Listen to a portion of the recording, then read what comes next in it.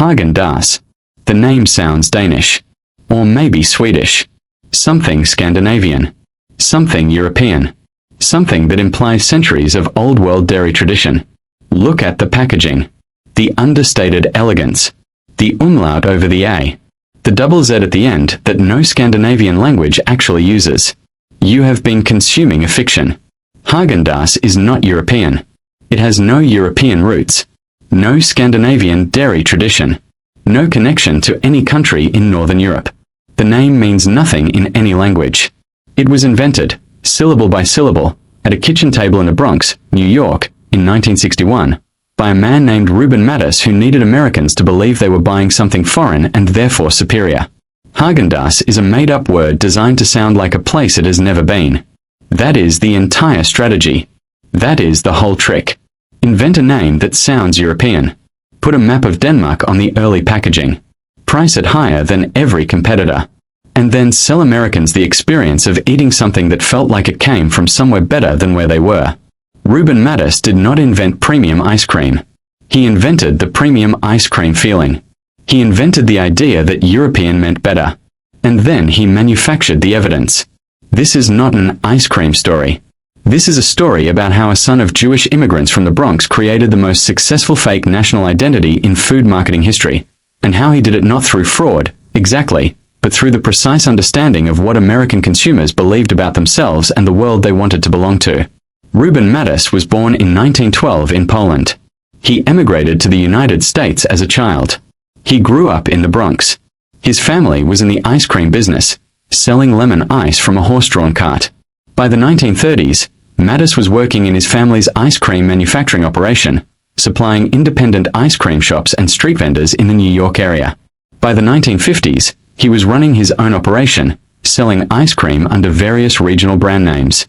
The American ice cream industry of the 1950s was undergoing a structural crisis that had nothing to do with flavor and everything to do with economics. The large dairy conglomerates, Borden, Sealtest, Hood, had enormous production scale advantages.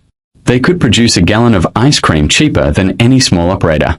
And they used that cost advantage to compete on price, reducing the price of mass-market ice cream while simultaneously reducing the quality of what was in it. The mechanism was overrun. Overrun is the industry term for the amount of air whipped into ice cream during the freezing process. The more air you incorporate, the more volume you get from the same amount of ingredients. The FDA allows ice cream sold in the United States to contain up to 50% overrun, meaning up to half the volume of the product can be air. Large manufacturers were pushing their overrun rates as high as possible. The result was ice cream that was cheap, light, airy, and, to a discerning palate, obviously inferior in terms of richness and density. Mattus was being priced out of the commodity ice cream market. He could not compete with Borden on price. He needed a different market. He needed to sell ice cream that people would pay more for. Mattus's product strategy was specific and chemically deliberate. He would make ice cream with significantly lower overrun, meaning denser, heavier, richer product. He would use higher butterfat content. Most commercial ice cream uses the minimum required 10% butterfat, while Mattus aimed for 16 to 20%. He would use real egg yolks in some flavors, contributing additional fat emulsification and a custard-like richness. The product was genuinely better than commodity ice cream. The density was measurable. You could weigh the same volume of Häagen-Dazs against a competitor's product and find the difference immediately. Less air. More fat. More actual ice cream. The chemistry of this approach is specific. Fat content in ice cream serves multiple functions. Fat globules create a smoother, creamier texture by interfering with ice crystal formation during freezing. Higher fat content slows the melting rate. Premium ice cream melts more slowly and more gracefully than low-fat, high-overrun alternatives. The egg yolk lecithin acts as a natural emulsifier, keeping the fat and water phases from separating and producing the characteristic smooth texture that distinguishes custard-style ice cream from simpler formulations. Mattus had a genuinely better product. But better product alone was insufficient in a market where consumers associated price with quality in ways that were entirely irrational. He needed a reason for the price. And he found it in European identity. The name Häagen-Dazs was invented at Mattus's kitchen table. He later claimed he chose syllables that sounded vaguely Scandinavian, specifically that he admired Denmark's treatment of Jewish people during World War II and wanted to honor Denmark in the brand name. The story is touching. It is also post hoc narrative construction. The name has no actual Danish etymology. It cannot be pronounced the way it is spelled by anyone who speaks a Scandinavian language. The umlaut character A does not exist in Danish orthography in the position Mattus used it. He put a map of Denmark on the original packaging. He hired designers who understood that understatement, white space, and European typographic conventions communicated quality to American consumers in ways that aggressive American packaging design did not. The strategy was entirely constructed. And it worked completely. Mattus launched Haagen-Dazs commercially in 1961. Initially available in 3 flavors: vanilla, chocolate, and coffee. Sold through gourmet food shops, specialty retailers, and delicatessens in New York. The pricing was deliberate and aggressive. Haagen-Dazs was priced significantly above every competitor, not by a small margin, but by a factor that communicated a different category entirely. This was not premium pricing within the commodity ice cream category. This was pricing that implied Haagen-Dazs was not the same category as the products it sat next to on the freezer shelf. The price was doing 2 things simultaneously. First, it was covering the genuine additional cost of higher fat content, lower overrun, and real ingredients. The product did cost more to make. The premium was partly legitimate. Second, and more importantly, the price was constructing a consumer perception that preceded the eating experience. A consumer who pays significantly more for a product has already committed to a belief that the product is superior. This is not manipulation, exactly. It is the application of what behavioral economists call price-quality heuristic. In the absence of other information, consumers use price as a proxy for quality. Haagen-Dazs was genuinely better than commodity ice cream. But the degree to which consumers perceived it as better was amplified by the price they had paid, the name they had encountered, and the European associations they had constructed around both. Mattus was not selling ice cream. He was selling a belief system about what ice cream could be. The ice cream itself was the evidence for that belief system. But the belief system preceded the evidence. The initial distribution strategy for Haagen-Dazs was as carefully constructed as the name.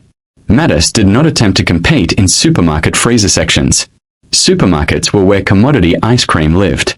Supermarket placement would have positioned Häagen-Dazs next to Borden and Sealtest, a comparison that, at the price point Mattus needed, would have been commercially fatal. Consumers standing in a supermarket freezer are looking at a pint of Häagen-Dazs next to a half-gallon of commodity ice cream at 1/5. The price would likely choose the commodity product.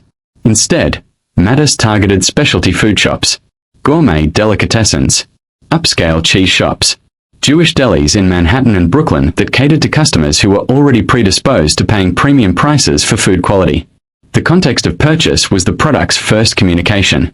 If you encountered Haagen-Dazs at a gourmet food shop, it was already prepositioned as something different from what you bought at the supermarket. The shop environment, the association with other premium artisanal food products, communicated quality before the consumer ever read the name or examined the packaging. By the early 1970s, Häagen-Dazs had expanded its distribution to specialty retailers across the Northeast and was beginning to develop a reputation among consumers who identified as food literate. People who cared about ingredient quality, who paid attention to what they ate, who used premium food consumption as a form of cultural identity signal. This is the audience Mattus had targeted. Not everyone. Not the mass market. The specific population for whom food quality was a form of self-expression. Pillsbury Company acquires Häagen-Dazs for approximately $70 million. Pillsbury is a large packaged food conglomerate. They see Häagen-Dazs as a premium brand with genuine product quality and an authentic origin story. Authentic in the sense that the product quality is real, even if the European identity is fabricated, that can be scaled nationally and then globally. The Pillsbury acquisition is the point at which the European fiction becomes fully institutionalized. Pillsbury's marketing team understands exactly what the brand's equity is built on. They maintain the name, the packaging aesthetic, the European positioning, and the premium price point, not because they believe the fiction, but because the fiction is the asset. The distribution strategy shifts. Häagen-Dazs enters supermarket freezer sections nationally, but positioned differently from commodity ice cream. It gets its own section. The premium positioning is communicated through shelf placement, packaging design, and the consistent pricing premium that consumers have been trained to associate with quality. The brand is also taken international. This is where the European fiction becomes geographically absurd. Häagen-Dazs is sold in France, a country with centuries of genuine artisanal dairy tradition, as a premium ice cream brand. The fake Scandinavian name, the artificial European identity, is marketed in actual Europe as a quality signal. And it worked. Haagen-Dazs became one of the most successful premium ice cream brands in France, Germany, and the United Kingdom, countries where consumers had access to genuine European dairy traditions but were, apparently, just as susceptible to the premium price signal and the aspirational brand identity as American consumers had been in 1961. Grand Metropolitan, a British conglomerate, acquired Pillsbury in 1989, gaining the Häagen-Dazs brand in the process. Grand Metropolitan merged with Guinness in 1997 to form Diageo, which then sold the brand to Nestlé in 2002 for international markets outside the United States. In the United States, the brand remained with Pillsbury's successor General Mills. At each ownership transition, the same brand architecture was maintained. The name, the umlaut, the European positioning, the premium price point, the clean packaging. The brand survived because the fiction was never the fragile part. A consumer who learns that Häagen-Dazs is American does not stop buying it. The product quality remains real. The sensory experience, the density, the richness, the slow melt, remains differentiated from commodity alternatives. The fiction was the initial entry point. The product retained the customer. This is the most sophisticated form of food brand construction. You use the fiction to get the first purchase. You use the product quality to get every subsequent purchase. The fiction can be exposed without destroying the brand because the brand's actual value was always the product, not the story. Reuben Mattus knew this. He was not hoping that no one would ever discover that Häagen-Dazs was from the Bronx. He was betting that by the time anyone found out, they wouldn't care because the ice cream was too good to stop buying. He was right. Reuben Mattus was born in Poland. He grew up in the Bronx.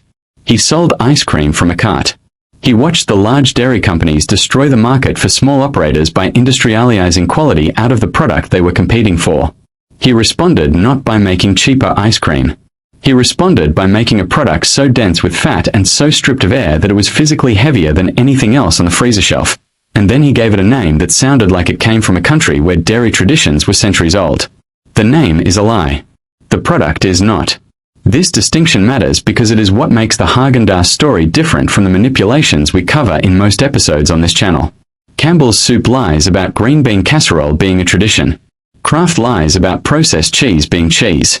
General Mills lies about Honey Nut Cheerios being a health food. Häagen-Dazs lies about being European. But the underlying product, the higher butterfat, the lower overrun, the real ingredients, delivers the experience the fictional identity promised. The European name implied quality. The product provided quality. The lie was the advertisement. The truth was in the pint. The strategy Mattus developed, using national identity as a premium signal, became the template for American food marketing for the next 3 decades. Products that sound Italian. Cheeses with French names. Olive oils with Mediterranean origin claims. The entire premium food category absorbed the lesson that Häagen-Dazs taught. Consumers pay more for things that sound like they come from somewhere with a better food culture than where they actually are. Reuben Mattus sold Häagen-Dazs to Pillsbury in 1983. He retained a financial interest and continued to be involved in the brand's development. He died in 1994. By then, the brand had generated hundreds of millions of dollars in revenue and had been sold to 2 separate conglomerates. A man from Poland, raised in the Bronx, who made up a word at a kitchen table, built one of the most recognized premium food brands in the world. The word still means nothing. The ice cream still tastes better than what's next to it in the freezer. That was always the plan. Let us know in the comments what we should cover next. Thanks for watching.